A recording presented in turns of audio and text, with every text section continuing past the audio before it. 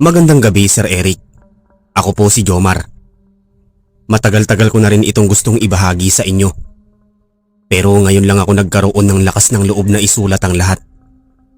Ang kwentong ito ay nangyari noong taong 1991 sa isang liblib na baryo sa Visayas na itinago namin sa pangalang Baryo Kalantong. Noong Mayo ng 1991, mainit ang sikat ng araw at tuyot ang mga kalsada. Kasama ko ang mga matalik kong kaibigan na sina Michael, Conching at Benji. Nakasakay kami sa isang lumang jeep na puno ng gamit. Plano naming pumunta sa probinsya ng kasintahan ni Michael na si Melba. Sabi ni Michael, ipapakilala na raw niya kami sa pamilya ni Melba dahil balak na nilang magpakasal sa susunod na taon. Malayo pa ba tayo, Michael? Tanong ni Benji habang pinupunasan ng pawis sa noo niya. Ang suot niyang puting t-shirt ay basang-basa na. Malapit na raw, Benji, sabi ni Melba. Paglampas ng malaking puno ng balete sa kanto, papasok na tayo sa sitio nila. Sagot ni Michael habang nakatingin sa labas ng bintana. Bakas sa mukha niya ang pananabik. Pero kaming tatlo ni na Conching ay medyo kinakabahan dahil sa sobrang katahimikan ng paligid. Si Conching naman ay tahimik lang sa gilid, hawak ang kanyang rosaryo. Parang kakaiba ang ihip ng hangin dito, Michael. Sigurado ka bang tama itong dinadaanan natin? Tanong ni Conching. Huwag kang praning, Conching. Sadyang probinsya lang talaga ito. Walang kuryente. Walang masyadong sasakyan. Natatawang sabi ni Michael para pag-aani ng loob namin. Pagdating namin sa dulo ng kalsada, tumigil ang jeep. Doon ay naghihintay na si Melba kasama ang pinsan niyang si Karen. Si Melba ay napakaganda sa suot niyang bestida, pero napansin ko agad na medyo maputla siya. Si Karen naman ay nakatayo lang sa likuran niya, hindi kumikibo at nakatitig lang sa amin ng diretso. Salamat at nakarating kayo, Michael. Bungad ni Melba. Lumapit siya kay Michael at humalik sa pisngi nito. Sina Jomar, Benji at Conching ba ang mga kasama mo? Oo, Melba. Sila ang mga katropa ko sa Maynila. Pagpapakilala ni Michael sa amin. Tuloy kayo sa aming munting tahanan. Pasensya na kayo at medyo malayo ang nilakad ninyo, sabi ni Melba habang iginagaya kami patungo sa loob ng baryo. Habang naglalakad kami, Sir Eric, napansin ko ang mga bahay sa paligid. Gawa ang mga ito sa kawayan at nipa. Pero ang nakakapagtaka ay ang dami ng mga bawang at asin na nakasabit sa bawat bintana at pintuan. Ang mga tao rito ay hindi lumalabas ng kanilang mga bahay. Sa bawat nadadaanan naming kubo, makikita mo ang mga matang nakasilip sa siwang ng kawayan. Tila nagmamasid at may halong takot ang tingin sa amin. Bakit parang sarado lahat ng bahay dito, Melba? Tanong ni Benji. Ganun talaga rito, Benji. Maagang natutulog ang mga tao rito sa amin dahil wala namang kuryente. Mabilis na sagot ni Melba pero hindi nakatakas sa akin ang mabilis na paglingon ni Karen sa kanya. Nakarating kami sa bahay ni na Melba bago lumubog ang araw. Isang malaking bahay na luma na ang disenyo. Sa silong nito ay may mga alagang baboy at manok na tila balisa. Ang mga manok ay panayang tilaok kahit hindi pa naman umaga. At ang mga baboy ay parang gustong kumawala sa kural. Dito muna kayo sa sala. Ihahanda ko lang ang hapunan natin, sabi ni Melba.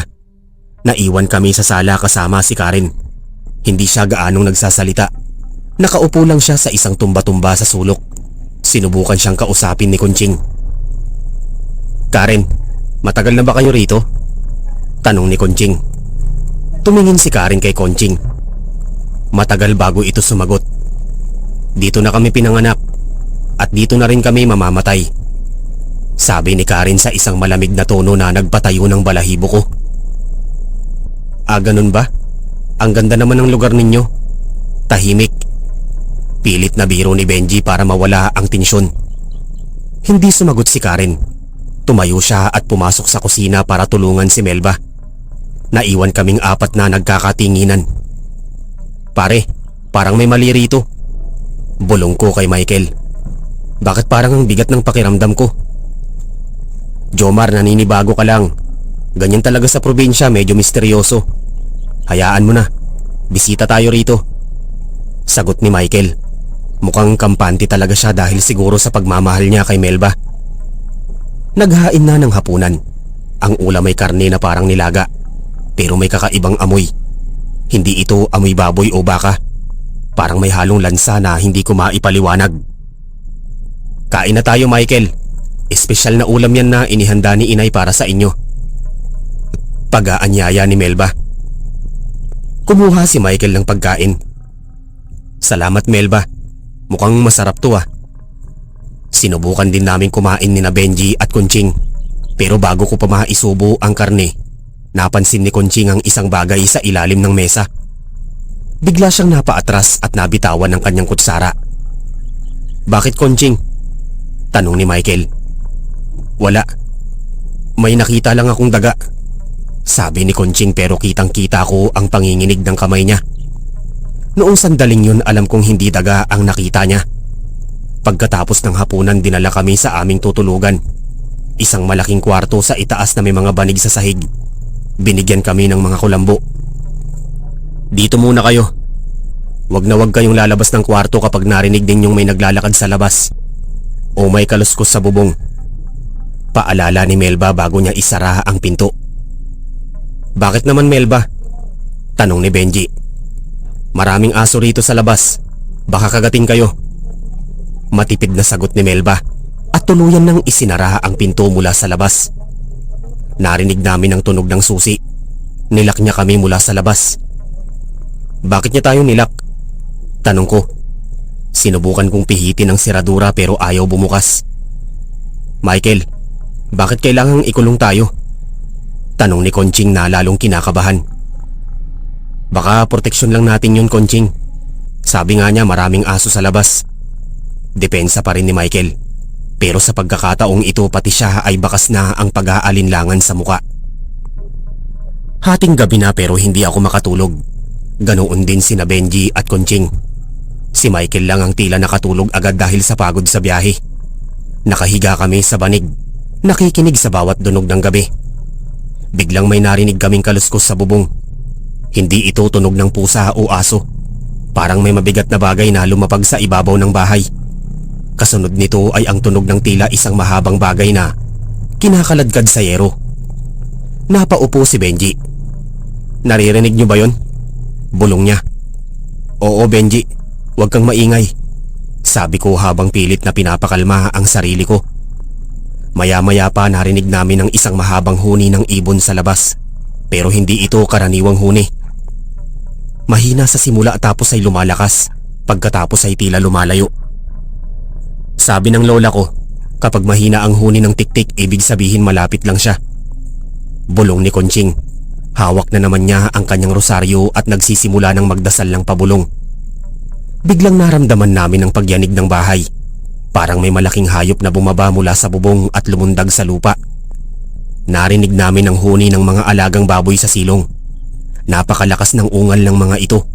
Tila nasasaktan o kinakatay. Michael, gising.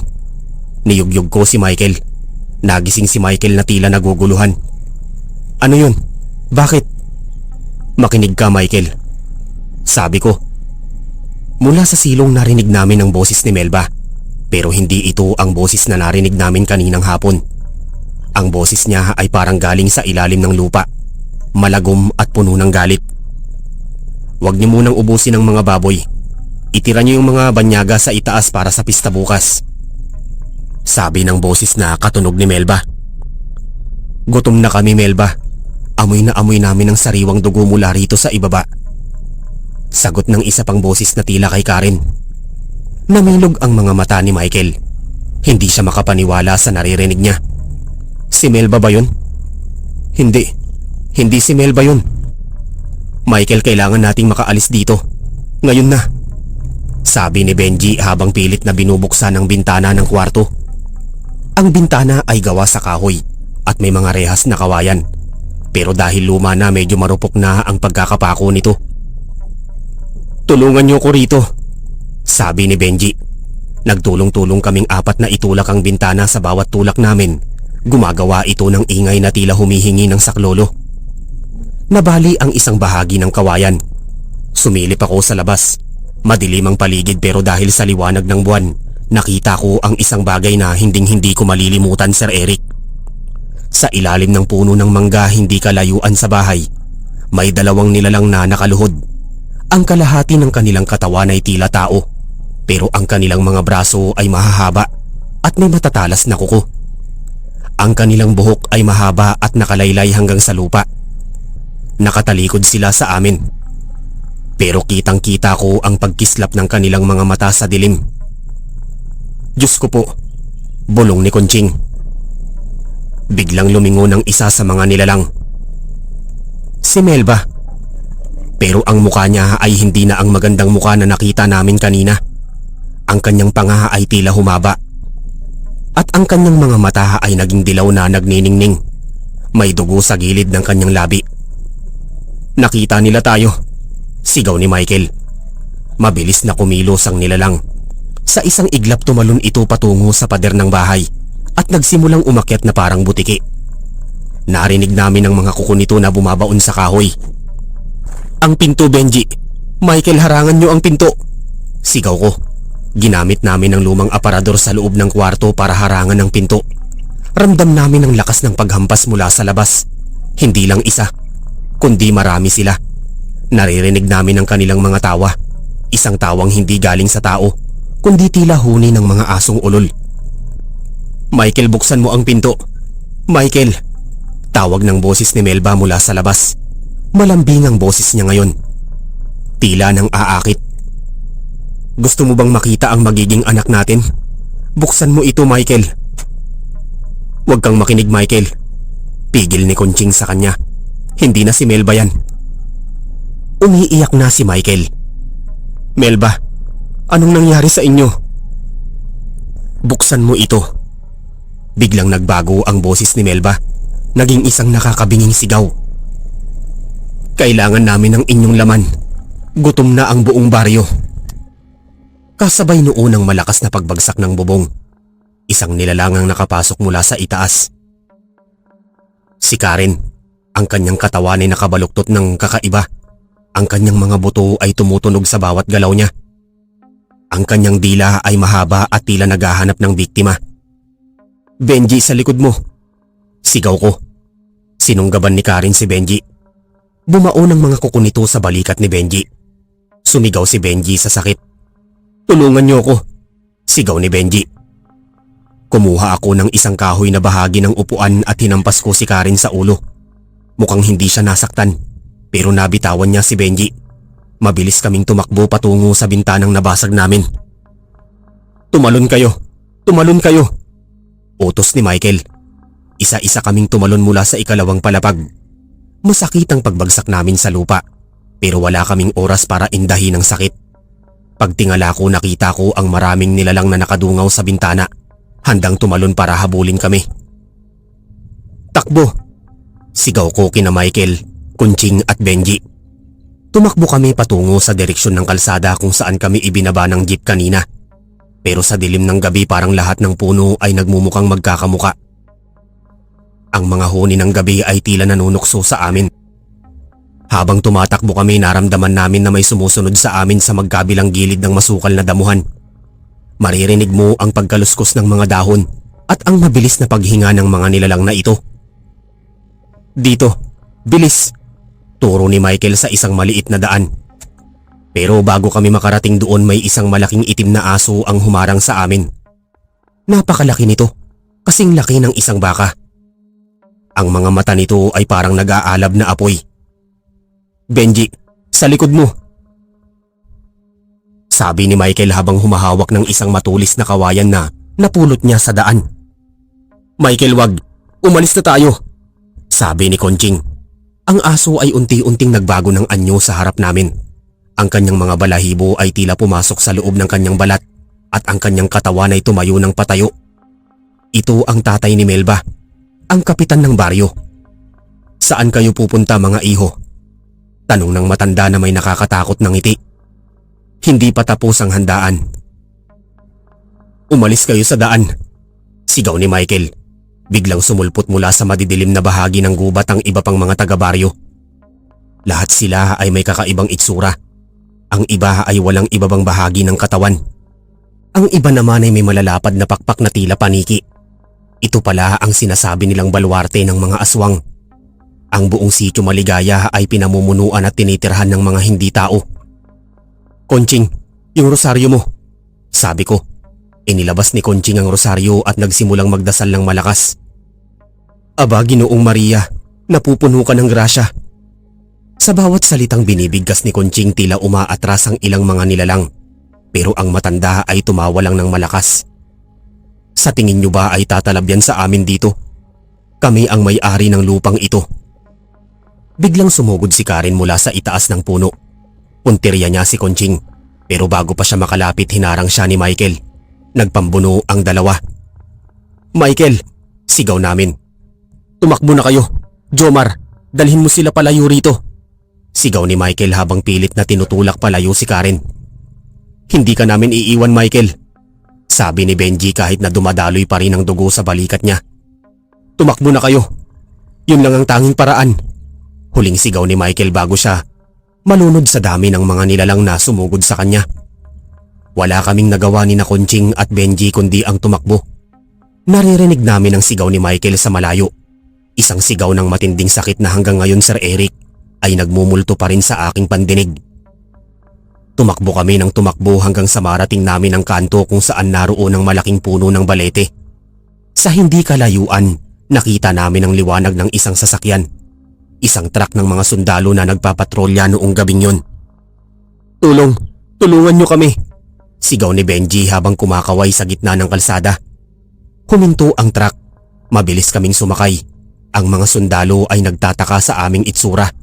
Puno ng putik, dugo at takot. "Anong nangyari sa inyo, mga iho?" tanong ng isang sundalong may hawak na baril. "Ang kaibigan namin, si Michael, nandoon siya sa loob. Kinuha nila siya." Hindi ko mapigilang mapaiyak habang itinuturo ang madilim na bahagi ng gubat. "Saan? Sa Baryo Kalantong?" tanong ng sundalo. Nang tumango ako, nagkatinginan ng mga sundalo. "Iho, walang kalantong rito. Matagal nang inabandona ang lugar na yan simula noong magkaroon ng malaking sunog noong dekada 70. Sabi ng sundalo. "Pero doon kami galing. Nakita namin sila. Si Melba, si Karen." Giit ni Benji. Hindi na nagsalita ang sundalo. Pinaharurot nila ang truck palayo sa lugar na yon. Pagtingin ko sa likod ng truck sa ilalim ng liwanag ng buwan, nakita ko ang isang figura ng babae na nakatayo sa gitna ng kalsada. Si Melba. Nakatitig siya sa amin habang unti-unting lumalayo ang aming sasakyan. At sa kanyang kamay, hawak niya ang kwintas na suot ni Michael. Simula noon hindi na namin nakita si Michael. Bumalik kami sa Maynila pero hindi na naging pareho ang buhay namin. Si Konching ay pumasok sa seminaryo pero makalipas ang isang taon ay nawala rin sa katinuan. Si Benji naman ay laging tulala at natatakot sa dilim. At ako, Sir Eric, hanggang ngayon ay hindi pa rin makakatulog ng maayos dahil gabi-gabi naririnig ko ang kaluskos sa aking bubong. Naririnig ko ang tiktik na tila ba tinatawag ako. Kaya't nagpasya akong isulat ito sa inyo, pero hindi pa rito nagtatapos ang lahat. Dahil nitong nakaraang linggo may natanggap akong sulat. Isang sulat na walang selyo at amoy lupa. Pagbukas ko ng sulat may isang litrato sa loob. Litrato naming apat ni na Michael, Konching at Benji noong araw na yun sa jeep. Pero sa likod ng litrato may nakasulat na, "Salamat sa pagbisita, Jomar. Kami naman ang bibisita sa inyo." At ang pirma sa ilalim, kay Melba. Sir Eric, ramdam ko ang panginginig ng mga kamay ko habang tinitigan ang sulat na yon. Hindi ko alam kung paano nila nalaman ang tinitirhan ko rito sa Maynila. Isang linggo matapos dumating ang sulat, nagsimula na ang mga kakaibang pangyayari sa mismong bahay ko. Nandito ako sa isang maliit na apartment sa bandang Caloocan noon, Sir Eric. Akala ko dahil matao at maliwanag sa syudad hindi na nila ako masusundan. Pero nagkamali ako. Isang gabi habang naglalaba ako sa likod ng bahay, narinig ko ang boses ni Benji mula sa kalsada. Jomar, buksan mo to," sigaw ni Benji. Nagmadali akong pumunta sa gate. Nakita ko si Benji. Duguan ang mukha at punit-punit ang damit. Parang galing siya sa isang matinding pakikipag-away. "Benji, anong nangyari sa'yo?" tanong ko, Jomar, habang binubuksan ng trangka. "Nandito na sila, Jomar. Pinuntahan nila si Conching sa seminaryo. Wala na si Conching." Umiiyak na sabi ni Benji. "Kinuha nila siya, Jomar. Hindi nila siya pinatay. Ginawa nila siyang isa sa kanila." Pinatuloy ko si Benji sa loob. Pinainom ko siya ng tubig para kumalma. Pero habang nakaupo siya sa sopa, napansin ko ang isang bagay. Ang anino ni Benji sa pader. Hindi ito gumagalaw kahit gumagalaw siya. At ang aninong yun, Sir Eric, ay may mahabang buntot at matutulis na tenga. "Benji, sigurado ka bang nakatakas ka?" tanong ko habang dahan-dahan akong umaatras patungo sa kusina para kumuha ng kutsilyo. Tumingin sa akin si Benji. Ang mga mata niya na dati ay puno ng takot ay biglang naging malamig at walang emosyon. "Sabi ni Melba, miss ka na raw niya, Jomar. Bakit hindi ka bumalik sa amin?" "Hindi kasi, Benji," sigaw ko. Biglang tumawa ang nilalang na nasa harap ko. Ang boses ay kay Benji pero ang tawa ay kay Karen, ang pinsan ni Melba. "Matalas ka pa rin, Jomar. Pero huli na ang lahat. Napalibutan na namin ang lugar na ito." Sa labas ng apartment ko, narinig ko ang sabay-sabay na pag-alulong ng mga aso. Hindi lang isa o dalawa, kundi parang buong barangay na ang nag-alulong. At kasunod noon ay ang sunod-sunod na kaluskos sa aking bubong. Parang may mga malalaking sako na bigas na inihuhulog sa itaas ng bahay ko.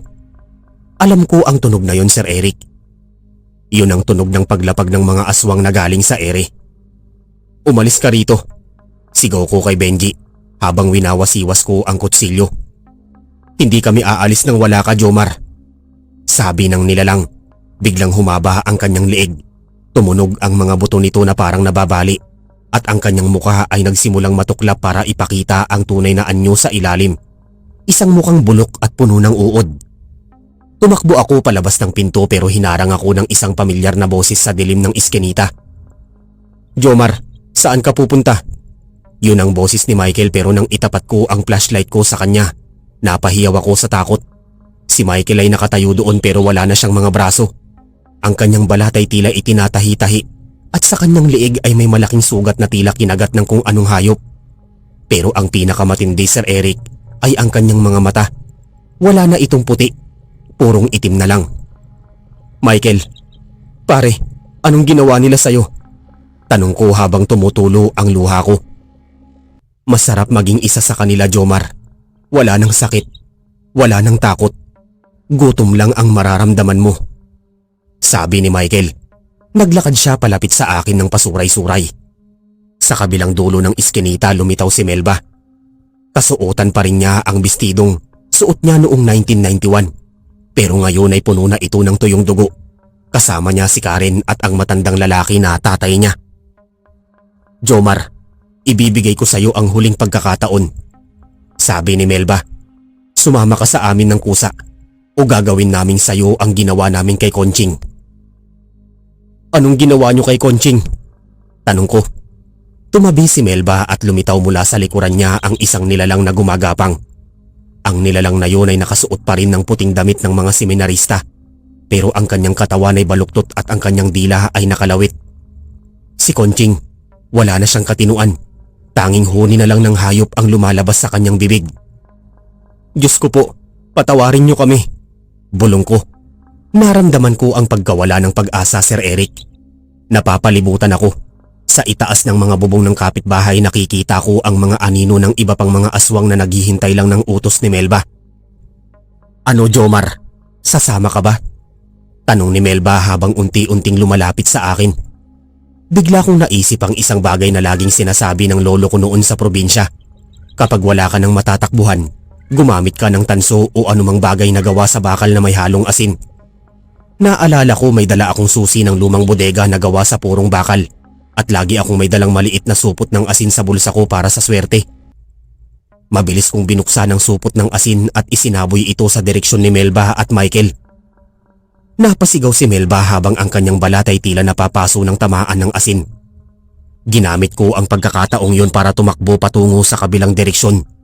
Hindi ko alam kung saan ako pupunta, basta malayo sa kanila. Pumasok ako sa isang mataong lugar. Sa isang palengke na kahit madaling araw na ay marami pa ring tao at buhay na buhay ang mga ilaw. Doon ako pansamantalang nakapagtago, Sir Eric, pero alam ko hindi sila titigil. Ilang araw akong palipat-lipat ng tinutuluyan. Hindi ako gumagamit ng sarili kong pangalan. Hindi ako kumakausap ng kahit sino. Pero kahit anong tago ko, laging may nag-iiwan ng bakas na nahanap nila ako. Isang umaga nakita ko ang isang balahibo ng malaking ibon sa tapat ng pintuan ko. Noong isang gabi naman may nakita akong marka ng madugong palad sa bintana ng tinutuluyan kong motel. At ang pinakamatindi, Sir Eric, ay noong nakaraang gabi lang. Habang nanonood ako ng balita sa telebisyon, biglang nag-iba ang signal. Nawala ang boses ng reporter at napalitan ito ng isang mahinang bulong. Jomar, malapit na kami. Jomar. Pinatay ko ang TV pero hindi natigil ang boses. Galing ito sa loob mismo ng pader. Napag-isipan ko, Sir Eric, na baka ang tanging paraan para matapos ito ay bumalik ako kung saan nagsimula ang lahat. Sa Sitio Maligaya. Kailangan kong hanapin ang katawan ni Michael at Conching. Sabi nila kapag nahanap mo ang punuan o ang pinakaugat ng sumpa ng mga aswang sa isang lugar, maaari mo silang mapatigil. Pero natatakot ako. Paano kung pagbalik ko doon hindi na ako makalabas? Paano kung ang pagbabalik ko ang mismong hinihintay nila para makumpleto ang kanilang pista? Ngayon, Sir Eric, habang ibinabahagi ko ito sa inyo, may napansin akong kakaiba rito sa tinitirhan ko ngayon. May isang matandang babae na laging nakaupo sa tapat ng kalsada. Hindi siya kumikilos, hindi siya kumukurap. Nakatingin lang siya rito sa bintana ko. At tuwing alas 12 ng gabi may naririnig akong kumakaluskos sa semento sa labas. Parang may kinakaladkad na bakal. Sir Eric, sa tingin niyo ba dapat akong bumalik sa Visayas? O dapat ba akong humingi ng tulong sa mga eksperto sa ganitong kababalaghan? May isa pa po akong detalye na hindi ko nabanggit kanina. Noong gabing tumakas kami sa Baryo Kalantong may nakuha si Conching na isang maliit na sisidlan mula sa ilalim ng altar ni Melba. Isang garapon na may lamang itim na likido at isang piraso ng laman. Hanggang ngayon nasa akin ang garapong yun. Pakiramdam ko ito ang dahilan kung bakit hindi nila ako tinatantanan. Ito ang kanilang anting-anting o ang kanilang pinaka-iniingatang sikreto. Binuksan ko ang garapon kanina, Sir Eric, at ang laman sa loob gumagalaw pa ito. Parang isang puso na tumitibok-tibok pa rin kahit wala na sa katawan. At sa tuwing tumitibok ito, nakakaramdam ako ng matinding gutom. Isang gutom na hindi nawawala kahit anong kain ko ng kanin o ulam. Natatakot ako, Sir Eric. Baka unti-unti na rin akong nagbabago. Baka kaya nila ako sinusundan ay dahil gusto nilang bawiin ang puso na ito na aksidenteng nakuha namin. Ano po ang gagawin ko? Itatapon ko ba ito sa dagat o susunugin ko? Sabi kasi ni Benji bago siya nawala, wag na wag ko raw itong sisirain dahil kapag nasira ito lahat ng nakakabit sa sumpa ay mamamatay. Kasama na ako. Sir Eric, naririnig niyo ba yon? Ang kaluskos sa bubong ko. Mas malakas na ngayon. Parang may naguhukay na sa itaas. Jomar, buksan mo ang pinto. Ibalik mo na ang puso ni tatay. Boses yun ni Melba. Nasa labas na siya ng kwarto ko, Sir Eric. Kailangan ko nang magtago. Hindi ko alam kung makakasulat pa ako ulit pagkatapos nito. Pero kung sakaling ito na ang huli, tandaan nyo ang pangalang Sitio Maligaya. Wag na wag kayong pupunta doon. Kahit anong ganda ng paanyaya sa inyo. Sandali, may pumasok na usok sa ilalim ng pinto. Amoy asupre, amoy kamatayan. Jomar, nandito na kami. Sir Eric, ramdam ko ang init ng usok na yun sa aking mga paa. Hindi ito ordinaryong usok. Ito ay malapot at tila may sariling isip na gumagapang patungo sa akin. Ang tibok ng puso sa loob ng garapon ay sumasabay sa kaba ng dibdib ko. Jomar, wag mo kaming paghintayin. Boses uli yun ni Melba, pero sa pagkakataong ito narinig ko ang kalansing ng kanyang mga kuko na kinakamot ang kahoy ng pinto ko. Alam naming gutom ka na rin. Hindi ba masarap ang amoy ng sariwang dugo? Napahawak ako sa aking lalamunan, Sir Eric. Kakaiba ang nararamdaman ko. Tuyot na tuyot ang aking bibig at ang paningin ko ay tila nagbabago. Nagiging mas malinaw ang bawat detalye sa dilim. Nakikita ko ang mga ugat sa aking sariling kamay na nagiging kulay itim. Hindi ako sa inyo. Sigaw ko. Habang isinisiksik ko ang sarili ko sa sulok ng kwarto, yakap-yakap ang garapon. Biglang bumigay ang kisame. Isang malaking butas ang bumukas at lumundag pababa ang isang nilalang na hindi ko agad nakilala. Ang kanyang balat ay tila tinalupan at ang kanyang mga binti ay baliktad ang pagkakabaluktot. Pero ang suot niyang kwintas, ang krus na pilak na bigay ng kanyang nanay, doon ko nalaman. Benji, bulong ko. Wala na si Benji, Jomar. Sagot ng nilalang. Ang kanyang boses ay parang pinagsamang huni ng tiktik at ungol ng baboy damo. Ibigay mo na ang puso, kapitan. Yan ang nagpapanatili sa amin. Yan ang magliligtas sa iyo sa sakit. Jomar, buksan mo ang pinto. Malakas na kalabog ang narinig ko sa labas. Alam kong wala na akong matatakbuhan. Sa itaas ay si Benji na hindi na tao. Sa labas ay si Melba at ang kanyang pamilya.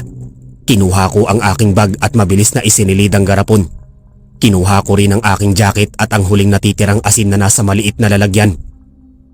Kung mamamatay man ako, hindi ko ibibigay sa inyo ito ng madali. Sigaw ko.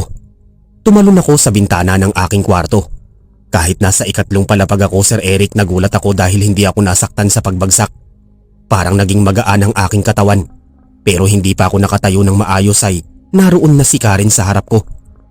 Ang kanyang buhok ay tila mga buhay na ahas na gumagalaw at ang kanyang mga kuko ay mahahaba na at matatalim. Saan ka pupunta, pinsan? Nanunuksong sabi ni Karen. Hindi ako sumagot. Isinaboy ko ang huling hawak kong asin sa kanyang muka. Napaatras si Karen habang umuusok ang kanyang balat. Tumakbo ako patungo sa kalsada. Madaling araw na noon at ang Caloocan na madalas ay maingay ay tila naging isang ghost town. Walang dumadaang sasakyan. Walang mga taong naglalakad patungo sa trabaho. Ang tanging naririnig ko ay ang tunog ng mga pakpak sa itaas ko. Ang mga aswang na may kakayahang magmana ng galay nasa langit na. Binabantayan ang bawat galaw ko. Narating ko ang istasyon ng bus. Umaasa ako na may masasakyan ako patungong norte o kahit saan. Basta malayo rito. Pero pagdating ko sa terminal, nakita ko ang lahat ng mga driver at konduktor na nakatayo lang sa gitna ng garahe. Lahat sila ay nakaharap sa akin at lahat sila, Sir Eric, ay may mga matang nagniningning sa dilim. Jomar, saan ang punta natin? Tanong ng isang driver. Kilala ko siya. Siya yung laging nagmamaneho ng bus na sinasakyan ko pa uwi. Pero ngayon ang kanyang panga ay tila hiwalay na sa kanyang bungo. Napaatras ako. Napagtanto ko na hindi lang ang baryo Kalantong ang baluarte nila. Unti-unti na silang kumakalat dito sa Maynila. Ang mga kapitbahay, ang mga trabahador, ang mga taong akala natin ay normal, marami sa kanila ay kabilang na sa kanilang lahi.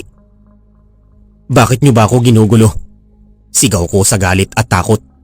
Mula sa likuran ng mga bus lumabas si Melba. Naglalakad siya ng dahan-dahan. Ang kanyang mga mata ay nakapokus sa bag na bitbit ko. Dahil hawak mo ang aming buhay, Jomar. Sabi ni Melba. Noong kinuha ni Conching ang garapon, hindi nyo alam na kinuha nyo ang kaluluwa ng aming baryo. Kapag namatay ang puso na yan, mamamatay kaming lahat. Pero hanggat buhay yan, kami ay hindi matatalo.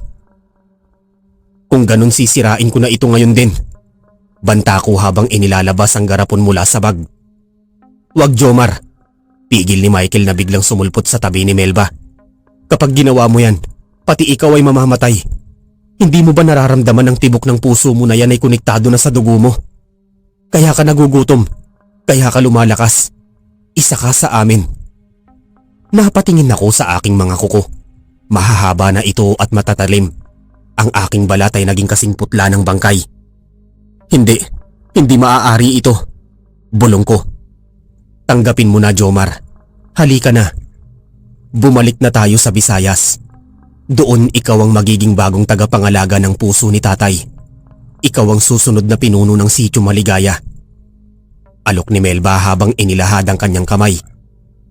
Tumingin ako sa garapon. Tumitibok pa rin ito ng malakas. Nararamdaman ko ang kapangyarihan nito. Pero nararamdaman ko rin ang kasamaang dala nito. Naaalala ko si Michael noong bago pa kami pumunta sa probinsya. Masaya kaming magkakaibigan. Puno ng pangarap. Ngayon lahat kami ay wasak na. Si Michael ay isang halimaw. Si Conching ay wala na sa katinuan. Si Benji ay tila tinalupang hayop. At ako, ako ay nagiging isa na rin sa kanila. Jomar, huwag kang maniwala sa kanya. Isang boses ang narinig ko mula sa madilim na sulok ng terminal. Isang matandang lalaki na nakasuot ng kamiseta at may bitbit na tila isang lumang itak. Sino ka? Tanong ko. Ako ang dating albularyo ng Baryo Kalantong. Bago nila ako pinalayas. Sigaw ng matanda. Jomar, wag mong ibibigay ang puso. Kapag nakuha nila yan, wala nang makakapigil sa kanila na sakupin ang buong Maynila. Patayin ang matandang yan. Utos ni Melba. Sumugod si Karen at ang iba pang mga aswang na matanda. Pero mabilis ang matanda. Naglabas siya ng isang botelya ng langis na may kasamang mga ugat at ibinuhos ito sa kanyang paligid. Ang mga aswang ay hindi makalapit. Tila may hindi nakikitang dingding na humaharang sa kanila. Jomar, makinig ka. Sigaw ng matanda. May isang paraan para matapos ito nang hindi ka namamatay. Pero kailangan mong magsakripisyo. Ano yun? Tanong ko habang pilit kong nilalabanan ng gutom na nararamdaman ko. Kailangan mong dalhin ang puso sa bundok ng Kanlaon. Doon sa tuktok, may isang sagradong bukal. Doon mo dapat ilubog ang garapon. Doon lang mawawala ang sumpa ng hindi nadadamay. Paliwanag ng matanda. Huwag kang makinig sa kanya, Jomar. Papatayin ka lang niya. Sigaw ni Melba. Naguguluhan ako, Sir Eric. Sino ang paniniwalaan ko? Ang babae na minahal ng kaibigan ko na ngayon ay isa ng halimaw o ang matandang ngayon ko lang nakita? Pero bago pa ako makapagpasya, biglang lumundag si Michael patungo sa matanda. Nagkaroon ng matinding labanan. Ginamit ko ang pagkakataon para tumakas. Sumakay ako sa isang bus na nakabukas ang makina. Ako na ang nagmaneho. Kahit hindi ako masyadong marunong, pinaharurot ko ang sasakyan palabas ng terminal. Nabangga ko pa ang ilang mga aswang na humarang sa daan. Jomar, babalik kami. Hindi ka makakatakas. Huling narinig kong sigaw ni Melba bago ako tuluyang makalayo. Ngayon, Sir Eric, nagmamaneho ako patungo sa timog. Balak kong sumakay ng barko patungong Visayas. Hindi para bumalik sa Baryo Kalantong, kundi para hanapin ang bundok ng Kanlaon. Pero habang nagmamaneho ako, napansin ko sa rearview mirror ang aking sarili. Ang aking mga taring ay lumalabas na. Ang gutom ko ay hindi na para sa pagkain ng tao. Nakakita ako ng isang pusakal sa tabi ng kalsada at ang tanging naisip ko ay ang init ng dugo nito. Sir Eric, natatakot ako baka bago pa ako makarating sa Kanlaon, tuluyan na akong maging halimaw. Baka ang isinusulat ko ngayon ang huling matino kong kaisipan. Kasalukuyan akong tumigil dito sa isang gasolinahan. Tahimik dito pero ramdam ko ang presensya nila. Hindi sila lumalapit. Parang hinihintay lang nila na tuluyan akong lamunin ng gutom. Sir Eric, may hihilingin ako sa inyo. Kung sakaling hindi na ako makabalik, pakisabi sa pamilya ni na Michael, Conching at Benji na hindi sila basta-basta nawala, na lumaban sila na hanggang sa huli. At kung may makita kayong lalaking kamukha ko na may dalang garapon at nagniningning ang mga mata sa dilim, wag na wag kayong lalapit. Tumakbo na kayo. Sandali may kumatok sa bintana ng bus. Isang bata. Isang batang may dalang bulaklak pero ang kanyang anino ay walang ulo. Kuya Jomar, pinapabigay ni Ate Melba. Sabi niya, magkita raw kayo sa barko. Sir Eric, humahaba na ang gabi at tila bumibigat ang bawat hininga ko rito sa loob ng bus. Ang bata sa labas ng bintana ay biglang naglaho na parang bula. Naiwan na lang ang amoy ng malansang dugo at tuyong lupa. Hindi na ako nag-aksaya ng panahon. Pinaandar ko ang bus at humarurot patungong pier ng Batangas. Doon nagsimula ang huling yugto ng aking bangungot. Pagdating ko sa pier, madilim ang paligid at tanging mga ilaw na lang ng malalaking barko ang nagbibigay ng kaunting liwanag. Hawak ko ng mahigpit ang garapon sa loob ng aking bag. Ramdam ko ang bawat tibok nito sa aking palad. Isang tibok na tila nagmamando sa bawat kalamnan ng aking katawan. Jomar, wag kang lilingon. Bulong ko sa sarili ko habang naglalakad patungo sa bilihan ng tiket. Pero huli na. Sa bawat anino ng mga kargamento sa pantalan, nakikita ko ang mga matang nagniningning. Sina Michael, Benji at ang iba pang mga taga Baryo Kalantong ay nakabantay. Hindi sila sumusugod. Tila hinihintay lang nila ang tamang pagkakataon. Nakasakay ako sa barko sa gitna ng laot habang ang lahat ng pasahero ay mahimbing ang tulog.